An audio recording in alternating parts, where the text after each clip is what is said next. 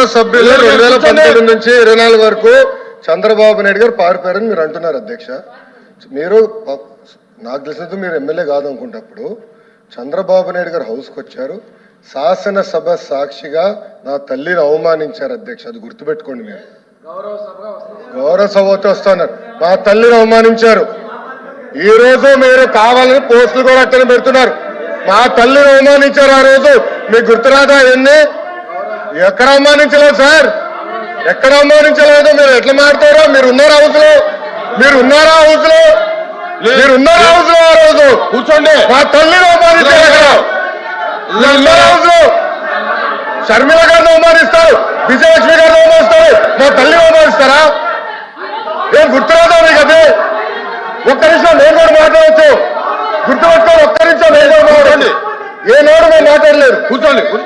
ఏ node Jaganmohan Reddy గారి కుటుంబం గురించి మేము ఏనాడు మాట్లాడాల, నేను ఏనాడు మాట్లాడాల, మా సభ్యులు ఏనాడు మాట్లాడాల. కూర్చోండి. శాసనసభ సాక్షిగా మా తల్లిని అవమానిస్తే కూర్చోమంటారా? కూర్చోమంటారా? 25 వరకు చంద్రబాబు నాయుడు గారు ప్రతిరోజు హౌస్కి వచ్చాడు, ప్రతిరోజు హౌస్ నిలబడ్డాడు, సింగల్ గా నిలబడ్డాడు. సింహంగా గుర్తుపెట్టు, సింగల్ గా నిలబడ్డాడు, పోరాడాడు. ఆ రోజు మా తల్లి అవమానించారు కనుకనే బాధ నట్టుకోలేక సభ బైకాట్ చేసి బయటకు వెళ్ళారు. కానీ ఎమ్మెల్యేలు ఉన్నారు ఇక్కడ. నిమ్మల రామారెడ్డి గారు వెళ్ళారు, స్వామి గారు ఉన్నారు, ఇతర గొట్టపల్లి రవి గారు వెళ్ళారు.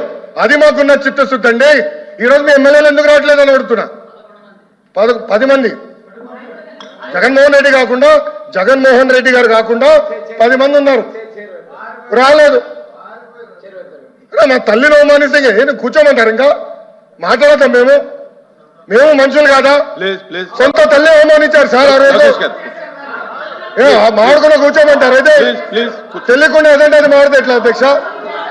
ఎందుకు ఆ రోజు బైకాట్ చేస్తారో మాకు తెలుసు. నేను అక్కడే కూర్చోను. కూర్చోండి.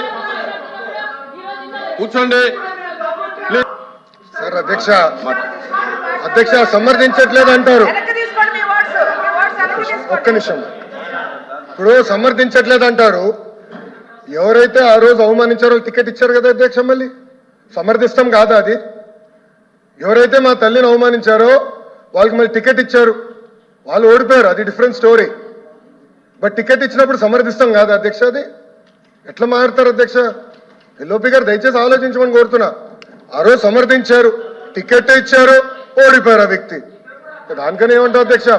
సో దయచేసి ఆనాడు చంద్రబాబు నాయుడు గారు 2.5 సంవత్సరాలు నాకు గుర్తున్నంత వరకు అధ్యక్ష 2.5 years హౌస్కి వెళ్ళారు. దాని తర్వాత ఎప్పుడైతే మా తల్లిని అవమానించారో అప్పుడే బయటకు వచ్చి వీడియోలు ఉన్నాయి.